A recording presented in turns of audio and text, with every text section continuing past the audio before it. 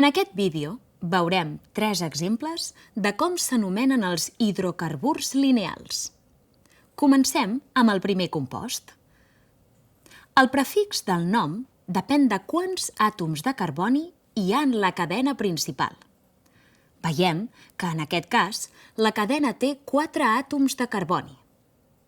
Per tant, per les regles de la nomenclatura IUPAC, sabem que el nom ha de començar amb el prefix but.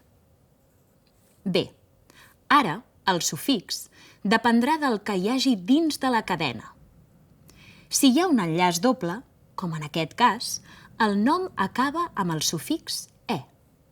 A més, cal posar en el nom la posició de l'enllaç doble. Veiem que en aquest cas és més a prop de l'extrem esquerre de la cadena. Per tant, cal començar a comptar per l'esquerra i l'enllaç doble es troba en el carboni número 1. Així que el nom complet d'aquest compost és but-1-e o 1-butè. Bé, vegem el segon exemple. En aquest compost, la cadena també està formada per 4 carbonis i hi ha un enllaç doble, aquest cop en el carboni número 2. Per tant, el nom del compost és but-2-e o 2-butè. I finalment, vegem el tercer exemple.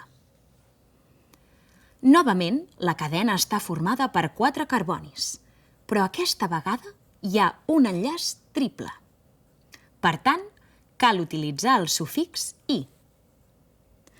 Com que l'enllaç triple es troba en el carboni 1, el nom complet del compost serà but-1-i o 1-butí.